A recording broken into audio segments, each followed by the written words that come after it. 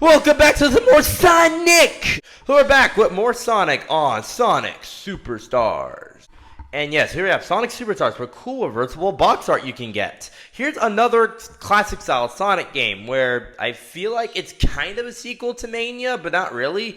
This game is real good. For me, I say out of every classic Sonic game, also every classic style Sonic game, to me, it's like the second best. Why not better than Mania? Well, that's what we're finding out today. So make sure to get your chili dogs and let's go for this. I don't know.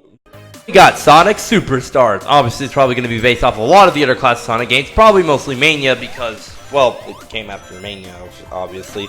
So it does feel and have a lot of very similar vibes to Mania. Now the story is Knack the Weasel kidnapped all these giant flickies for cash, or Knack the Weasel or Fank the Sniper if you want to get into more arguments on what its actual name is. Now you have to kidnap a giant legendary dragon with this new character called Trip, who will be important later, obviously. And of course, because no voice acting for classic Sonic, because he never actually spoke in the classic games, because remember, that's a bit too expensive for some people, okay? Obviously, Sonic Superstars, well, yeah, obviously, you can run, jump, you know, do all that nice jazz. You go through a bunch of zones and get some bosses in there. That's kind of the entire game. You have Sonic, who both spin, dash, run, jump. You know how Sonic controls, obviously. You also got Tails, who can fly and controls like Sonic, but flying, so there's that, honestly. Knuckles, who can climb up walls and also fly, so that's obviously very cool. And then you got Amy, who can do a nice double jump and also can use her Pico Pico hammer to smash other enemies. You know how these characters control. Then you got Trip, who kind of controls like Knuckles, where she has her own nice little fancy attack, where she can also climb up both walls and ceilings to have her own nice story, where like she's also technically that legendary dragon. Remember, the classic Sonic stories are kind of like the bare minimum sometimes. You got some cool complex thing, but it's the most simple thing in the world.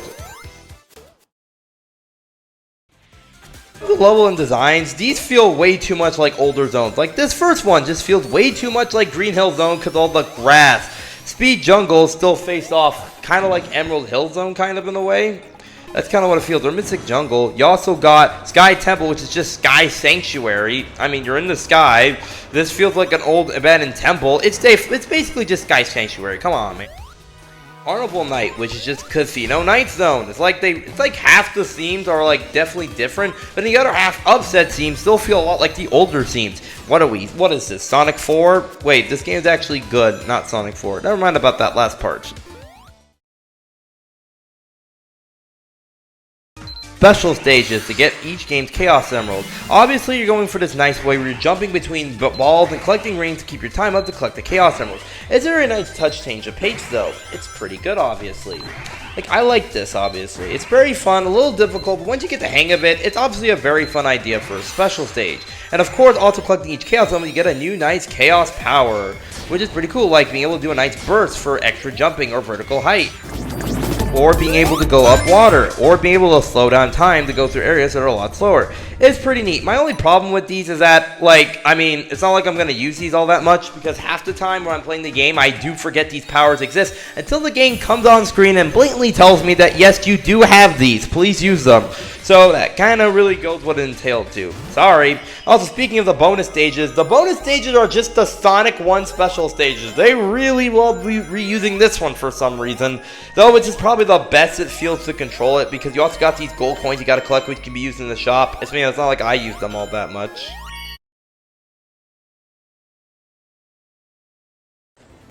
Negatives of this game. Of course, controlling Sonic is okay, but I don't know, all the characters kind of feel off. It's like I have to jump a couple times before even starting to run or build up any speed.